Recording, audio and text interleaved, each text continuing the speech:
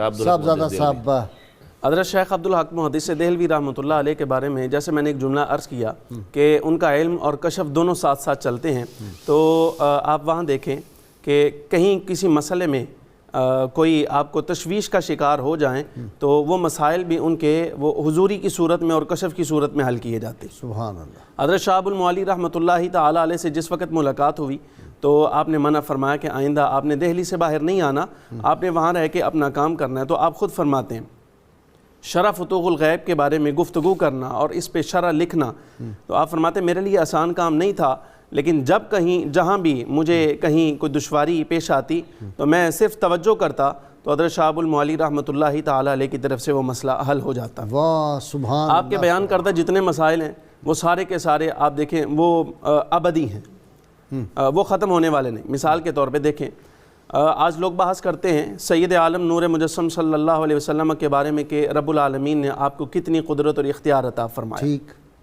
हदीस तय्यबा मिशकातुल मसाबी की बुखारी और मुस्लिम में भी आई, उतीतु मफातिह खज़ाइनल अर्द, सरकार ने मुझे फरमाया, सरकार ने फरमाया कि मुझे रब्बुल आलमीन ने ज़मीन के ख़जाने मुझे अता फरमाए हैं। तो शेख वहाँ पे गुफ्तगू करते हुए ये मसला हल इस तरह करते हैं, आप फरमाते हैं कि इसकी एक ताबीर तो ये है, ज़ाहिर तो ये है कि फ़ारिस और रूम सरकार के सहाबा किराम रदी अल्लाह तआला अन्हुम अजमईन के हाथों पर फतह होंगे और जिस तरह रियासत इस्लामिया फैलेगी तो ये है ख़ज़ाइन अर्द। लेकिन आप फरमाते हैं बातिन हदीस पाक का ये है कि रब्बुल आलमीन जल्ल जलालुहू ने कायनात की जितनी अजनास हैं वो सारी की सारी सरकार के दस्ते मुबारक में दे दी हैं। कायनात में जिसको जो मिलता है वो हुज़ूर अता फरमाते हैं। और इसी तरह फिर दूसरा मसला मुख्तलफ़ी वो ये कि आक़ा कौनैन सल्लल्लाहु अलैहि वसल्लम के रोज़ा पाक की तरफ सफ़र करके जाना, ये सफ़र की हैसियत क्या है।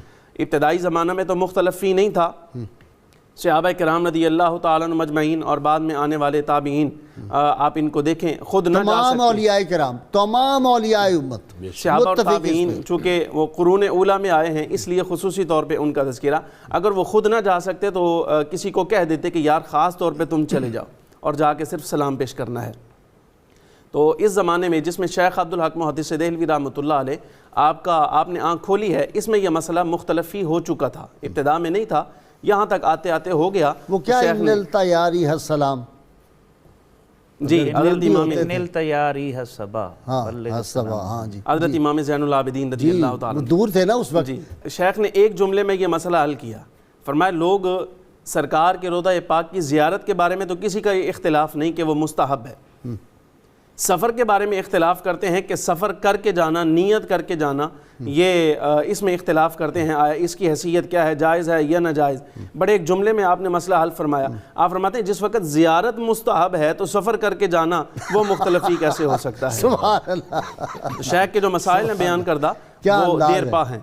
और इसी तरह आपकी जो निस्बतें हैं वो भी कमाल।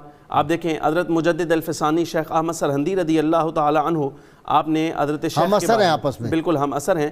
और एक जुमला बड़ा काबिल गौर एक मकतूब का जवाब देते हुए शेख को फरमाया था, फरमाया शेख जिस ज़माने में हम जी रहे हैं इस ज़माने में आपका वजूद यकीनन मुस्तफ़ा करीम अलैहिस्सलातु वस्सलाम की बरकतों में से एक बरकत है। आप बहुत बड़ी शख्सियत है। ये हज़रत मुजद्दिद अल-फ़सानी शेख अहमद सरहंदी के अल्फाज हैं आपके बारे में। ये डिग्री जारी कर दी उन्होंने, 1000 हार्वर्ड आ जाएं इस डिग्री का मुकाबला नहीं। जी डॉक्टर।